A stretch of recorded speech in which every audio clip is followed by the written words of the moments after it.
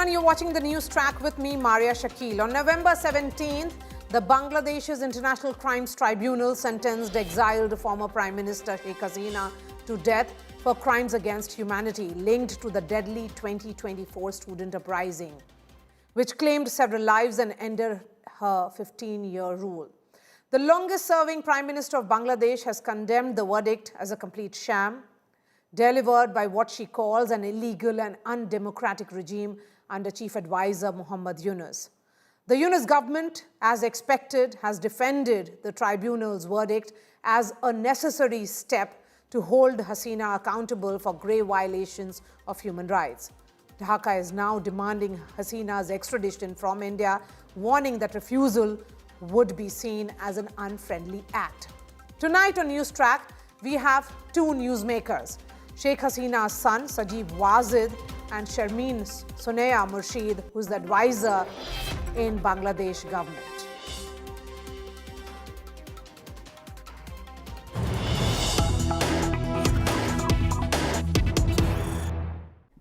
And let me go straight to Washington, D.C., from where Sajib Wazed, former Bangladeshi Prime Minister Sheikh Hasina's son, is joining me live. Sajib, appreciate your time here on India Today. The verdict sentences your mother to death based on charges of crimes against humanity. Specifically, it says that this is for incitement, ordering lethal force, which is including drones and helicopters, and failure to prevent mass murder during the 2024 student uprising.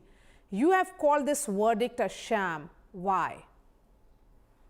Look, first of all, it's being conducted by a government itself that is unelected, unconstitutional, and completely illegal.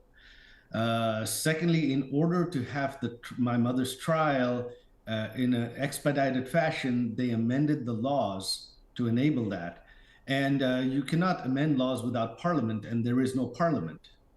Then they did not allow my mother to send her own lawyers. Her lawyers were barred from the courts. Instead, the court itself appointed a lawyer. The judges on that court, the existing judges, were forced to resign, and new judges with no experience and who are completely partisan were appointed. And then this entire process was rushed through in just a matter of 140 days. That is unprecedented. So this thing has been a complete sham from the beginning. The verdict was preordained. And so it's completely illegal. It's a completely fake verdict. But the chief advisor here, that Muhammad Yunus, has stated that the verdict affirms the principle that no one, regardless of power, is above the law. So political disagreements aside, when you say it's illegal, what is the route forward for the former prime minister?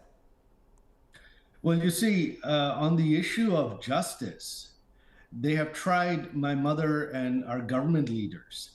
They've kept 100 members of parliament behind bars for the last 1.5 years without bail, and no trials, no investigations. But at the same time, there were hundreds of police officers that were killed. There were hundreds of our party activists that were killed. And this Yunus regime, notice he's not a prime minister. He's just an advisor, which is an illegal post. They have actually passed a law, again, without parliament, which provides immunity, indemnity, for the killings of all the police officers and all our party activists. So the question of justice here, again, is a joke. How can you have justice only for one side of people that were killed, but no justice for the other side at all? That is not justice. How can you then reconcile your mother's assertion that she is being singled out for political reasons with the fact that the charges relate to the deaths of civilians, an event that directly led to the collapse of her government? Look, all of those deaths were regrettable. The clips that they showed about the ordering of lethal force was just a small portion. They didn't show the full clip. We have made it available on our web pages, on my own Facebook page, and on Twitter, where in the same conversation. She is talking about the safety of protesters. She's talking about arresting violent protesters and using lethal force only if necessary. That is standard operating procedure when you have violent protests anywhere around the world. She never ordered the police to shoot at anyone directly. She never ordered the police to kill protesters. She wanted them arrested and lethal force to be used only if absolutely necessary. All the deaths are regrettable, but again, many policemen were killed as well. Hundreds of policemen were killed. Hundreds of our party activists were killed. How can you justify giving immunity for all of those killings? There's no investigation at all. There's no arrests, no trials, nothing. Only trials for one side. So that is why this is completely politically motivated. This is revenge. This is not justice. Okay, you say that this is revenge. Sheikh Hasina, your mother, was the longest serving prime minister in the history of Bangladesh. And today she has been sentenced for what is being seen as crimes against humanity. What does it mean for her politically? Because you are her son, you would be able to put this in context better. You would have spoken to your mother. And what does it mean for the party, Awami League? It really means nothing. This verdict is illegal. Right now, unfortunately, under this illegal regime, there is no rule of law in Bangladesh. The courts are just rubber stamping everything. So right now, nothing. But once the rule of law returns, this verdict will not be sustainable. There are so many legal flaws with the entire process that it will completely fall apart on appeal and completely get dismissed. So for my mother, she is safe. The verdict itself is a joke because there is nothing they can do to my mother. And once democracy is returned and the rule of law is returned, it will all get thrown out. The Awami League is the largest and oldest political party in Bangladesh. This is why they have banned the Awami League from elections as well. They banned the largest political party in the country from elections, which they are planning to hold in February. Again, that is a sham election because they know that the Awami League will win a huge number of seats. Awami League will either be the largest opposition or the Awami League might win the elections outright. And in that case, all of this will get nullified. That is why they need to have a sham election after this in order to continue this, because without that, this will not be sustainable. So when you say that rule of law will return, how will the rule of law return if you say that the elections which will be held in the month of February next year will also be a sham election and an election in which you have not been allowed to participate as a political party? That is the main question. If these elections are allowed to go ahead, then Bangladesh becomes another failed state with the Awami League constantly protesting. It will turn into violence and it will be an unstable country. And eventually, whichever government is brought in will fail because by having a sham election, a government is just not sustainable. The people will be out on the streets protesting against it. So right now, our goal is to stop the elections, these one-sided sham elections. We are not going to allow them to go ahead.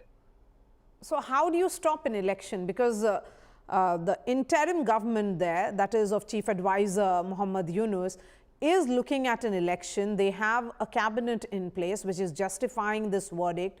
They are saying that this is essentially some kind of a victory or historic one. What next then? If you say that there has to be a rule of law will not be imposed according to you if there are elections which are sham in nature, then how do you stop elections? By protesting. So we've already had protests. We have shut down the city. We have shut down the country. And the public responded. We called for shutdowns and the public stayed home. Schools, colleges, stores, they were shut down voluntarily. We will escalate these programs. You will see much bigger protests. And if the government cracks down, then it's going to lead to violence. And so what you're going to see heading up to the election in Bangladesh is probably a lot of violence. You are essentially warning of violence. You're unfortunately warning of violence. Yes, I am warning of it. That is exactly what's going to happen.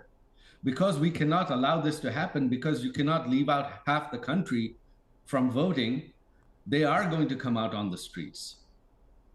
But how will this chaos really be in the interest of the people of Bangladesh? Well, it would be to stop an election so we can have a free, fair, and inclusive election, because without that, there is no rule of law in Bangladesh. Or can you challenge whatever is happening in Bangladesh outside? Are you looking for support from other countries? And have you got support from other countries? Is Sheikh Hasina, the former Prime Minister, whose political career has witnessed multiple challenges, she has faced multiple allegations in her long career, is she getting support from other nations? She is getting support, but regardless of her personal support, they've run a really good, if you call it media campaign against her. But regardless of that, right now what you have in Bangladesh, this regime is backed by Jamaat-e-Islami and the Islamist parties. They wanted to amend the constitution and turn Bangladesh into an Islamic republic. Unfortunately, too many people opposed it. They weren't able to do that. Foreign countries are very, very concerned about this issue. They have let terrorists out of prison. Most of the terrorists that our government convicted, they have released. They're now running free. The recent bomb attack in Delhi was traced back to links of Lakhshay-e-Taiba's branch in Bangladesh. And so the whole world is now very, very concerned about it. And yes, the whole world is really intent now that these one-sided elections do not go ahead in Bangladesh. We are getting that support from Western powers. Sajib, you have warned that protests by Awami League supporters would intensify from now onwards. The charges against your mother include incitement of violence. Are you not concerned that your current calls for intensified protest and whatever it takes action against the interim government could be seen as continuing the very pattern of incitement for which your mother was convicted?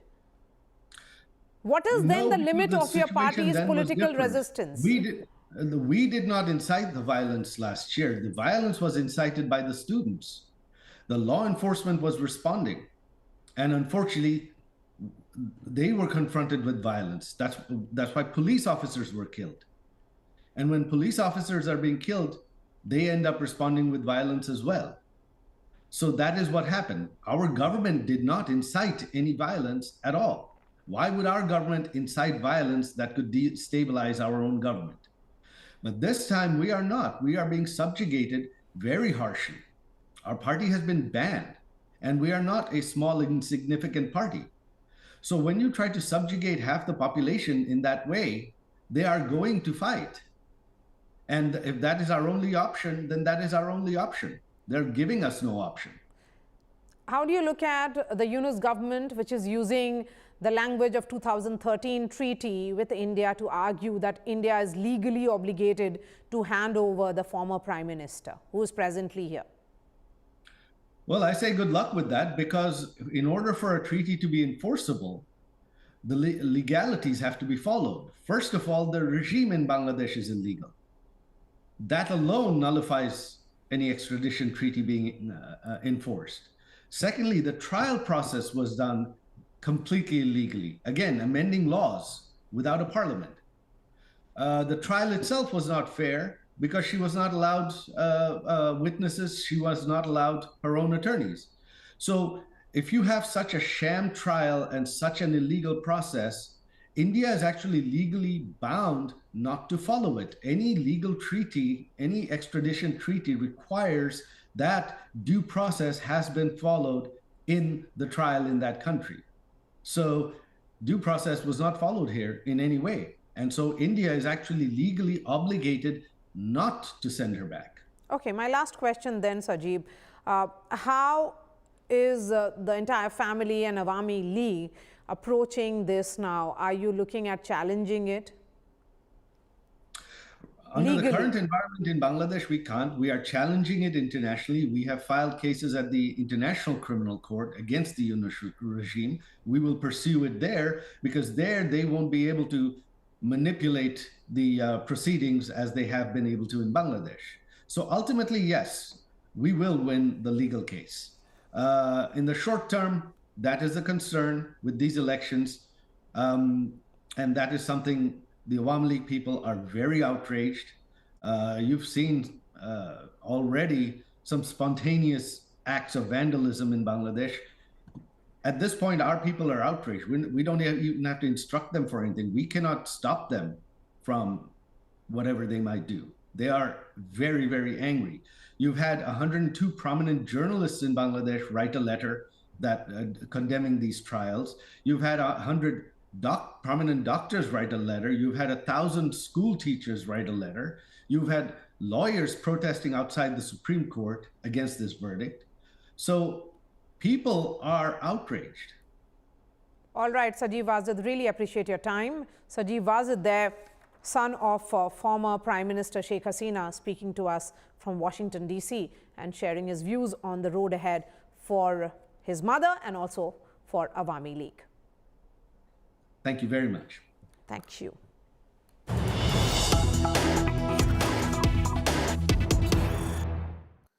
And I'm going to go straight to Dhaka now, where Sharmeen Murshid, advisor of the interim government, is joining me now. Ms. Murshid, Sheikh Hasina and the Awami League have categorically rejected this verdict, calling it a biased and politically motivated attempt to remove the Awami League from the political landscape of the country. What specific transparent steps is the interim government taking to counter this narrative and demonstrating that the judicial process is indeed about accountability and not vendetta? Well, it's a very interesting question. If the guilty party says the trial is not acceptable, don't you think that would be quite a commonplace reaction? That is a commonplace reaction. She has every right to say, I don't accept it, and I didn't have I didn't get the opportunity to defend myself. Let me remind you, she was invited to come and defend herself with, lawyers from anywhere in the world. So it's a question of her, courage to face what's happening in Bangladesh. So sitting there in India, she can reject it. And I don't think that, I don't feel bound to, defend my cause to her, because the proofs are so evident, so very strongly evident. Now, one of the arguments that I hear around me is that the tribunal. Now, this tribunal was set up by Sheikh Hasina herself. And the irony is, this is the very tribunal that she used to punish hundreds of people. And today, that very tribunal has judged her. So I'd just like to say that the government, the interim government, is going by the court. And Ms. Murshid, the International Crimes Tribunal's verdict is also being seen as blatantly prejudiced. Some are even calling it travesty of justice. I understand. I have no objection to the questions you ask, because of course you would like to understand. Travesty of justice. Now, there is a saying in my language, I don't know how much Bangla you understand, bhuter mukhe ram nam. Do you understand? Someone who has flouted every law in the book and has, committed such heinous injustice and crimes, for her to say that is almost laughable. But however, everyone has a right to fair trial. Now, she has the right to appeal. For that, she needs to come here and she needs to face the courts. Now, is she willing to do that? I'd like to ask you that question. Ask her to come and appeal. And I believe our court will welcome it, and our people will welcome it. It's not a question of whether she's guilty or not. The guilt is so profoundly out there. It has been evidenced, studied, surveyed. Information has been gathered by both international and national agencies. And of course, I was out there in the street. People fell dead next to me, shot by the police, fired by the helicopter. These were not imaginations. Somebody has to take responsibility for those actions. And who takes that responsibility? The power of the moment. She was in power. And how did it happen that her police opened, a fire on young boys and girls, and who were actually having a very normal protest, campaign? And what was the protest all about? Quota. Why? Because they wanted an equal opportunity to compete for government positions, and because the quota was so highly politicized that only cadres and political cadres were getting into the government. Ms. Murshid, my question then would be with regards to extradition, which has been demanded by the Yunus government. How do you see the diplomatic relations between India and Bangladesh in the backdrop of this? Well, India has already made its decisions clear to us that they will not do anything to send her to Bangladesh, and I would think, of course, the people want her back, and they want her to face the courts. But I would think that this will all depend on, we have a relationship with India, we have a policy, we have an agreement that we would share in such conditions that we would extradite, as you say. But India has already made its position clear. Now, in those circumstances, we're not going to push it and demand India. We will say, send her back, let her face the trial. But if India doesn't do it, then that makes India's relationship with Bangladesh strained. And I think this is where India must sensitively evaluate its relationship with Bangladesh. Please take note that we had a very long-standing relationship with India.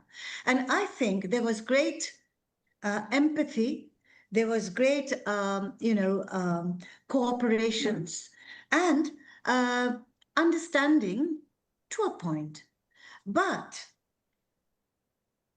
when it came to this particular government, I think India failed to understand the, the emotion of our people, the historical challenges that we were facing and we were taking. Look at the elections. Look at the elections of 2014. Look at the elections of 2018. Look at the elections of 2024. India didn't observe them. The 2014 election was actually, approved by India. Whereas, before I took up this responsibility, I was an election observer. And where 50% of the parliament gets into the 50% of the Awami League members gets into the parliament without an election can never be called a rightful process. 2018, the elections happened in the middle of the night. India didn't condemn it. We always thought India to be one of the greatest democratic nations in the world, but India never supported. All right, Sharmeen Murshid, really appreciate your time. Thank you for speaking to India today. That's all from me on this edition of the News Track. I'll be seeing you tomorrow. We are putting out all the interviews on our website and also on the YouTube channel. Thanks so much for watching.